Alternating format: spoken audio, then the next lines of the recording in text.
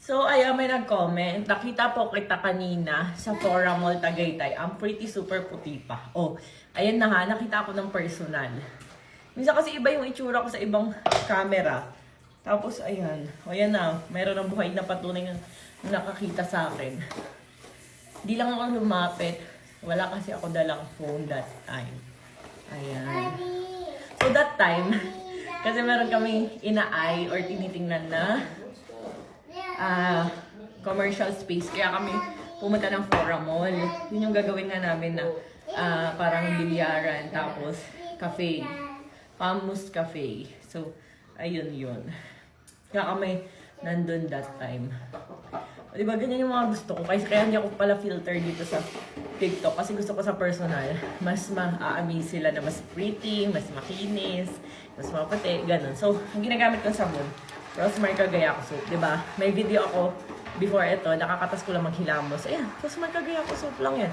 49 pesos lang. Dapat ganito yung packaging, ha. Ayan o, ilang linggo ko na itong ginagamit. Ayan o, may tatak pati siya para iwas pamemeke. So, ito for face and body.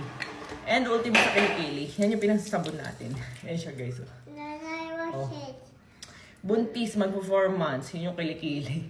Tapos sinabayad ko lang nitong Rosemary Dio Mist. 99 pesos. Search lang. Rosemary Dio Mist. Ayun. So, good night. Ang ulit na itong isa. Wash hands daw.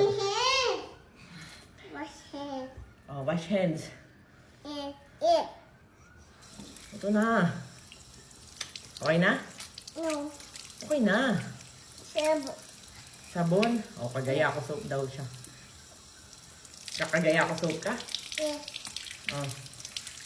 Ang gamit din kasi niya yan. O, tama na. Tap na. O, hugas na. Wash na. Tama na. No, Tama na. right there. Tama lagay there. O, baba na, baba. And so, good night. Search na ng Rosemary Cagayaco Soap. Pwede yan sa mga 7 years old pataas, buntis at lactating. For face and body, kung gusto nyo maging 10 times instant whitening, pimple and scar remover. Ayan. For face and body. Kinis. Kaya kahit sa personal, di ka talaga mahihiya magpakita. Kasi kung anong itsura mo sa TikTok, ganun din sa personal. Bare face, don't care.